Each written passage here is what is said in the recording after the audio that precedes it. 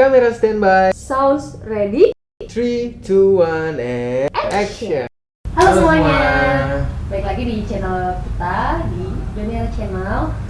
Kita kali ini bakal review lagi series yang lagi happening, namanya adalah Itaewon Class. Itaewon Class menceritakan kehidupan pemuda bernama Park Seo-hye yang bermimpi menjadi polisi yang jujur. Mimpinya berubah untuk mendirikan restoran, kedai, dan BAM dan menjadikannya kedai nomor 1. Mimpinya berubah karena pahitnya masa lalu Park Seo-hye karena memiliki dendam yang sangat dalam kepada Presidir Park nomor 1 Jangga. Park Seo-hye bermimpi untuk menghancurkan Jangga di tangannya. Dalam membangun mimpinya serta balas dendam tentu saja tidak mudah. Ia dibantu oleh beberapa orang. Yang menarik dari cerita ini adalah banyaknya karakter yang seru dan salah satunya karakter bernama Jo Hee-seo. Mari kita lihat reviewnya.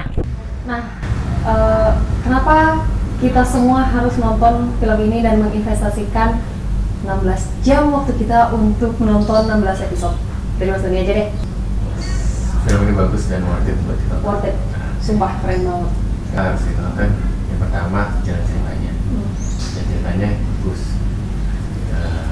Plot story-nya juga menurut aku bagus.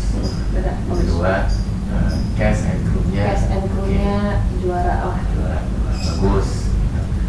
Yang ketiga, Nilai-nilai moralnya Nilai moralnya banyak, juga bisa inspiring gitu ya, nggak cuma love story yang nyanyi-nyanyi. motivational film series lah. Yang keempat, soundtracknya seru, asik. Seru asik sih. Soundtracknya asik gitu. Ini bukan soundtrack sedih-sedih gitu, bukan. Itu soundtrack yang Ending gitu ya, kayak bikin semangat gitu. terakhir itu love story-nya menarik, nggak biasa. Ya. Oke, kamu kasih nilai berapa dari 1 sampai 16 episode ini? 8,8. Oke, Kalau kamu? menurut aku sih aku 9. Lebih detail ke filmnya, dan ini spoiler, jadi yang nggak mau spoiler sekarang mending buruan Habisin, film. kelarin dulu filmnya. Iya, karena filmnya seru. Aku pengen cerita sih, gimana pertamanya memutuskan nonton film ini tuh karena kan kalau kita nonton Netflix kan selalu ada di beranda tuh.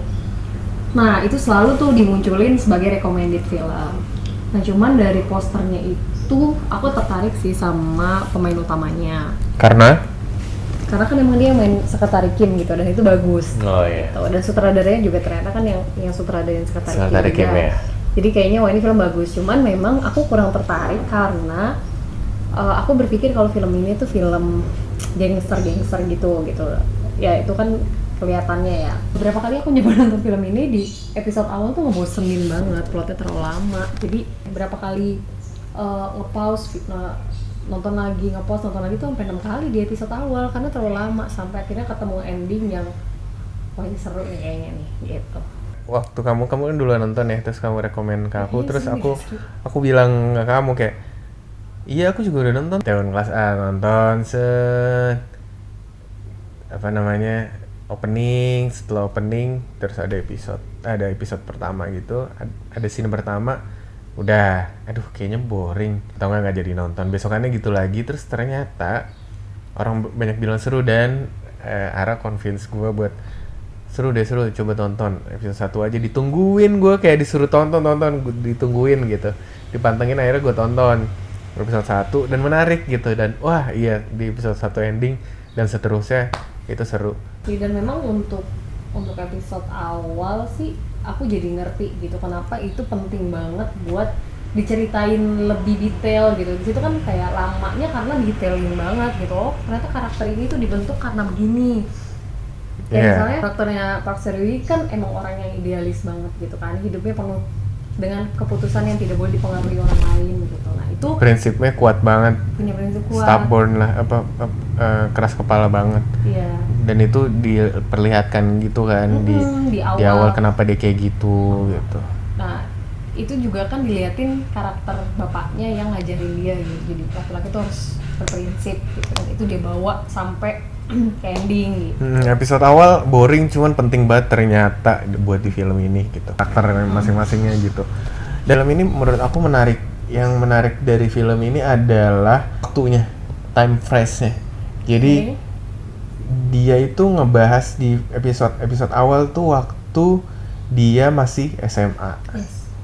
Terus di tengah-tengah dia belum bisa mulai kedai. Jadi begitu dia selesai penjara, yang lainnya kuliah kan, dia akhirnya kerja.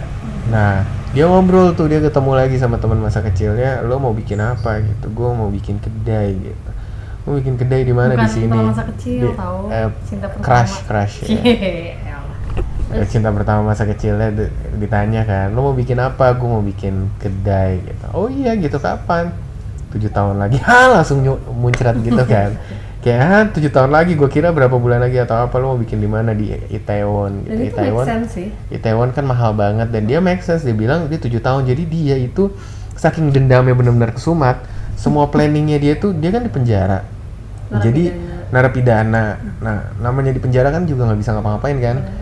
Mungkin dia di situ dia benar-benar penuh dengan dendam dan emosi dan berplanning dengan rapi gitu. Iya, dan Gue memang 7 tahun. Selama dia di penjara juga dia tuh ngebaca biografinya si yang dia Musuh. bikin dendam itu, ya si musuh, si Presdirjang itu. Dia Seperti benar-benar ya. belajar manusia itulah di penjara. Seru banget ya emang filmnya. Lo tim mana nih?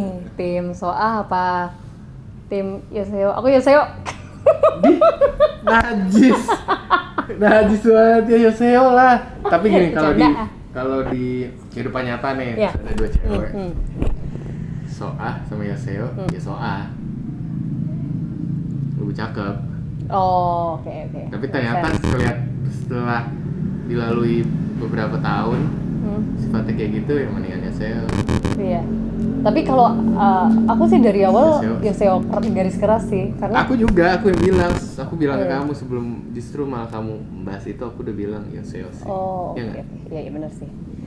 Sebenarnya aku sih menduga-duganya justru emang sama Soah dari awal. Kayaknya nggak pantas gitu loh sama Yoseo gitu. Kayak nggak digiring Iya. menjadi pemeran utama. Kayak cewek kurang cocok gitu. gitu perannya. Kurang Karena cocok memang cewek. dia waktu itu kan baru lulus juga, dan dia kan baru mau masuk universitas gitu kan. Jadi emang mungkin karakternya dibuat kayak gitu. Tapi pas dia udah makin besar, makin cocok banget. Nih ya, yang pengen aku highlight juga di film ini, itu tuh ngelihat Soah itu kayak ngeganjel banget di hati.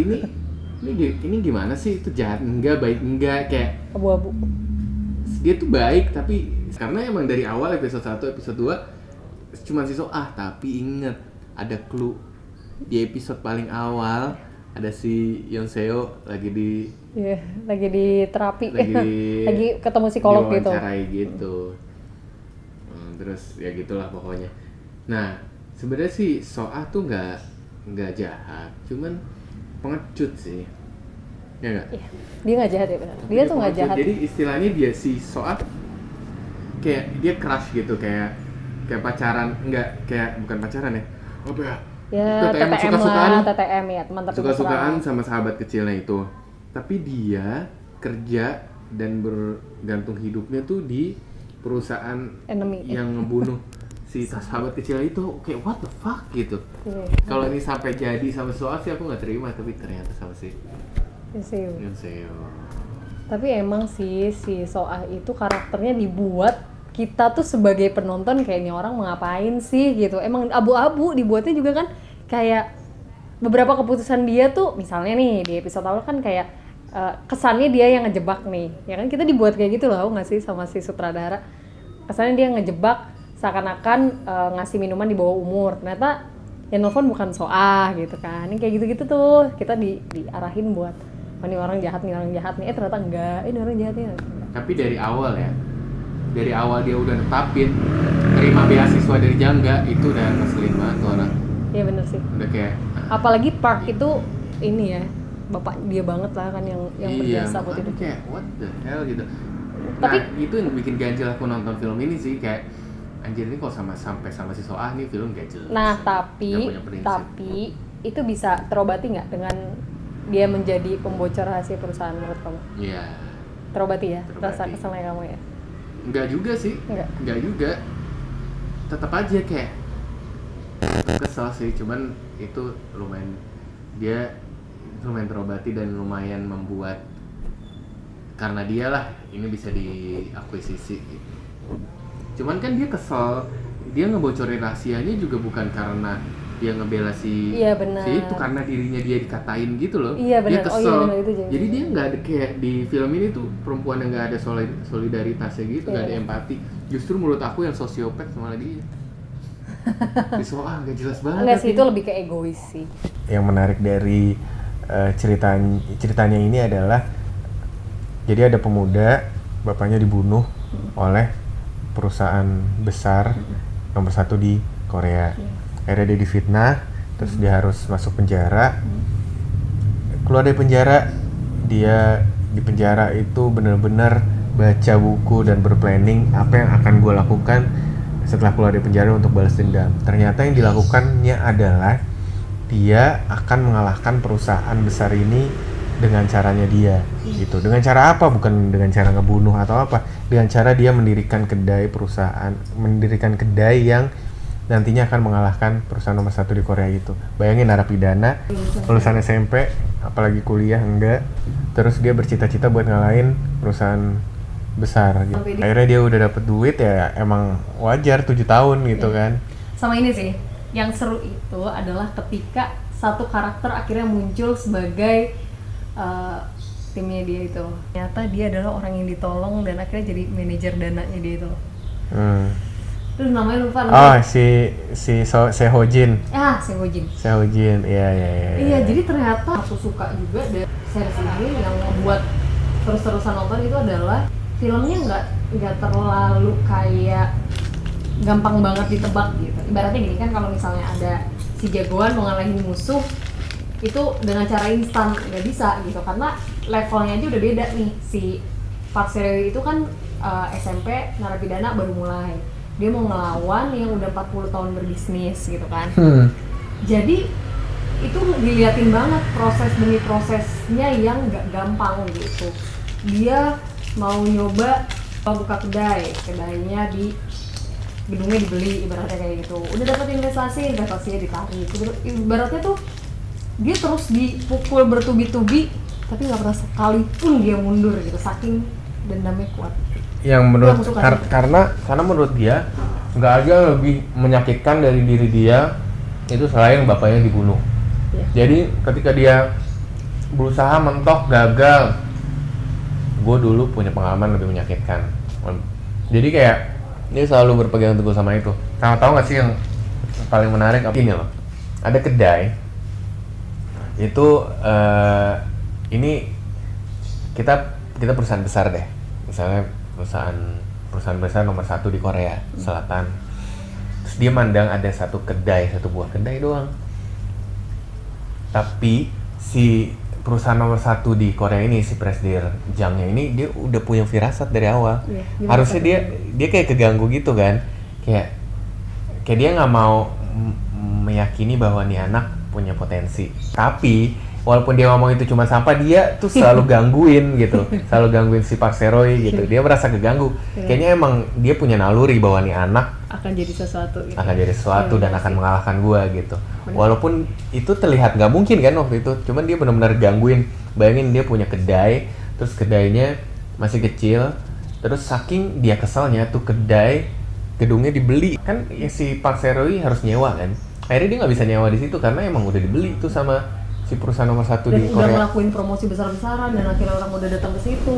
Ternyata malah gedungnya dibeli. Jadi dia udah nggak bisa jualan di situ dan dia harus pindah ke gang kecil. Dan pas pindah di gang, pokoknya sampai dibilang sama si Presdir Jang, lu mau pindah kemanapun, lu mau sewa kemanapun, itu tempat gue beli. Jadi gimana si Presdir Jang ini mulai terusik itu ada levelnya gitu. Kayak dia mulai ngelirik gitu, terus mungkin dia udah mulai nengok, mungkin dia udah mulai berdiri gitu levelnya. Itu sih. Terus mungkin dia udah mulai gini gitu, dan akhirnya bener. dia nganggap lo adalah musuh gua gitu. Iya bener-bener. Itu ada levelnya. Bener-bener. Aku suka banget attitude-nya si Presdir Jang sebagai pebisnis yang emang nomor 1 gitu di bidangnya gitu. Itu dilihatin banget dari cara dia duduk, dari cara dia berpikir, cara dia memandang sesuatu. Itu dari tatapan mata aja tuh udah ngomong gitu, kayak semua orang tuh takut sama dia. Dia tuh sering banget tuh kayak gini-giniin jari dia di bangku gitu loh. Gini gitu, kayak meruncingin matanya, terus kayak orang tuh kalau udah ngelihat dia tuh pasti bawaannya udah nunduk gini. Kayak, gitu ya. deh. Sampai itu di episode 1, 2, 3, 4, 5 kita tuh benar-benar dikasih lihat usahanya si Parseroi ngalahin tuh benar-benar udah gini turun terus, tapi dia step by step naik. Emang dua pribadi ini harga dirinya emang tinggi banget. Benar. Kenapa si Parseroi ini bisa dipenjara dan lain-lain, bapaknya juga bisa mati, ini cuman satu, si Parseroi waktu muda nggak mau minta maaf, nggak mau berlutut di hadapan si bosnya bapaknya. Makanya bapaknya dikeluarin, dia marah, terus akhirnya wah pokoknya ada bapaknya dibunuh. Itu karena cuman dia nggak mau berlutut, Nggak mau minta maaf ya. nggak mau minta maaf Ya, dan bener. berlutut. Nah dia justru malah punya motivasi bahwa ini orang akan gue bikin dia berlutut di depan gue.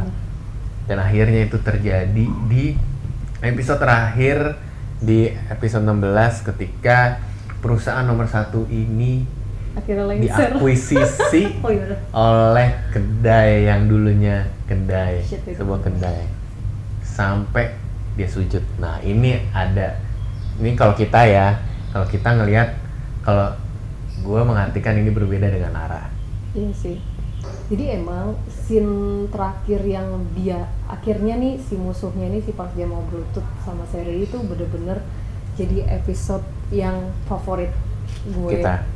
Mas Doni juga ternyata itu sampai kita malam berkali-kali tuh kayak gue tuh sampai merinding gitu nontonnya, kayak bener tadi Mas Doni bilang kayak berkali-kali kita diliatin seberapa kuatnya dia, seberapa hebatnya dia membangun perusahaan sebesar itu, dedikasi hidupnya 40 tahun di situ gitu ya, punya banyak sekali pengikut gitu.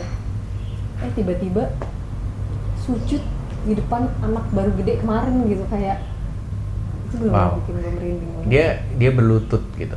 Nah di sini nih di film ini diibaratkan berlutut itu sangatlah mahal bagi kedua belah pihak. Di scene dia sujud itu tuh yang paling gue suka tuh saat dia akhirnya berlutut.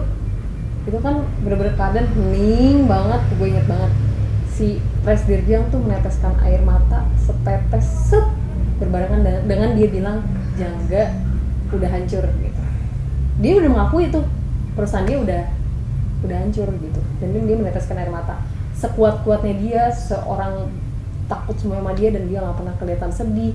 Cuman di episode itu dia meneteskan air mata, dan menurut gue itu air mata ikhlas gitu, kayak ya udah Jangga udah hancur, ibaratnya udah gue ikhlas deh, ini gue kalah, ini lu beli silahkan. Kalau aku gitu mau ngeliatnya, kayak dia sujud, gue minta maaf. Nah dan aku ngeliatnya dari sisi Parseroi itu bilang kalau misalnya udahlah nggak enak kalau dilihat anak lo gitu, jadi lo jangan kayak gini, toh kita ini cuma berbisnis gitu. Lo tahu kan gue pebisnis, gue tuh nggak akan terpengaruh sama minta maaf lo gitu, jadi mari bekerja sama gitu. Jadi udah kita bisnis aja, fair to fair gitu, gue beli selesai gitu. Kalau aku sih ngeliatnya Ya kalau menurut aku si Presdirjang ini nggak mau perusahaannya dibeli, makanya dia sampai berlutut, ternyata masih dicuekin juga sama si Parseroi. Akhirnya dia sampai sujud, jadi berlutut pun nggak cukup, dia berlutut masih nggak dibilang apa-apa. Akhirnya dia sujud, masih nggak dibilang apa-apa gitu. Pokoknya dia tuh nggak mau perusahaannya dibeli, dan menurut dia si Jangga nih akan bisa naik sendiri kok dengan sendirinya gitu. Harga sahamnya, jadi nggak perlu dibeli, cukup ditunggu aja sampai Olimpiade. Kita harus bertahan at least sampai Olimpiade gitu. Cuman pemegang saham yang lain pengen ini dibeli karena nanti takutnya bangkrut gitu, makanya terus mau dibeli di harga segini, itu kita akan rugi lah, bla bla bla bla bla bla. Nah terus ada satu perusahaannya si Parseroi IC yang akhirnya membeli. Nah dari situ kita ngelihat bahwa Presdirjang ini nggak mau dibeli. Di situ bener-bener kayak Jangga itu adalah anaknya dia. Kalau sampai dibeli, udah ini terserah yang ngebeli lah, mau diganti namanya Jangga, mau diganti apa ya, ternyata bener kan namanya juga diganti katanya. siapa? Kata Parseroi. Oh iya. Parseroi kan bilang Pas Heru bilang, nanti gue akan ganti nama, Jangga akan gue akuisisi gitu. Sebelum dia bersujud, Jangga akan gue akuisisi dan akan gue ganti namanya karena gue benar-benar benci sama nama itu. Gue gak suka sama nama itu. Jadi menurut gue dia sujud, dia berlutut sampai sujud karena dia nggak mau itu beli. Dia mohon-mohon jangan beli. Sama menurut aku nih, ini apa yang bisa diambil dari film ini itu ya selain bisnis, selain kayak persaingan, ibaratnya kalau kita hidup dengan dendam tuh sampai kapan kita nggak akan bahagia ya, selain gitu-gitunya nih. Cinta pertama tuh bakal hilang sama orang yang selalu ada sama lo, sama-sama terus gitu. Gimana ya bahasanya ya? Kayak ibaratnya gini sih, dari awal itu kan coba deh, Park Seo-hye itu dibangun karakternya, dia itu nggak akan berubah. Kalau dia udah suka sama si So-ah gitu ya, udah tuh So-ah aja yakin, tapi itu semua hilang loh gitu. Karena apa? Karena waktu. Karena dia setiap harinya ya emang ketemunya sama si Yoseo gitu. Yoseo yang selalu hadir di semua kondisi kritis, bahkan berjuang buat gapai mimpi bosnya gitu. Seru banget kan? Yang dari diri aku adalah harus punya tujuan yang jelas dalam hidup. Ketika tujuan itu jelas, even lu nggak mampu gitu, lu nggak mampu pasti semesta akan mencoba meramu itu. Jadi si Park Seo-hye ini bukan orang yang jenius, tapi dia orang yang persisten. Jadi ketika dia gagal, dia cari kenapa dia gagal. Duit dia banyak keluar. Tapi dia pun juga bukan orang yang dengan jenius melihat, oh ini kurang strategi pemasaran, dia harus apa enggak. Justru yang pecahin ini adalah dia bisa hire karyawan dia yang pintar gitu. Enak buat diomongin sama Park Seo-hye itu lah, emang kenapa kalau kita gagal kita kan jalan walaupun pelan-pelan gitu. Nah itu bagus banget sih. Jalan pelan-pelan tuh bukan berarti nggak ada hasil gitu kan. Sama pelajaran penting buat perempuan yang nonton film ini, bahwa ternyata mengejar laki-laki itu tidak ada salahnya, ya nggak? Benar. Dan ini itu juga berhasil. Iya, nah yang buat menarik di film ini itu yang tadi kita bilang di awal, love story-nya unik karena ini yang benar-benar ngejar banget, getol abis ngejar laki-laki, ininya tuh cintanya tuh ceweknya. Dan cewek masih muda banget gitu Dan kan, cowoknya walaupun juga bodo kompeten. amat gitu. Iya, cowoknya tapi tuh ternyata lama-lama literally cowok nggak peka pada umumnya gitu, dan berhasil. Iya, dibanding cewek yang Jual mahal nggak jelas kan? gitu kan, akhirnya kalah. Oke. Itulah review film Itaewon Class. Jangan lupa nonton filmnya, sangat worth it gitu, menghabiskan waktunya. Terus udah tunggu review selanjutnya. Halo guys, jangan lupa di like, di subscribe, comment, and subscribe, komen di bawah, kritik dan film apa yang mau kita review lagi ya. Dadah.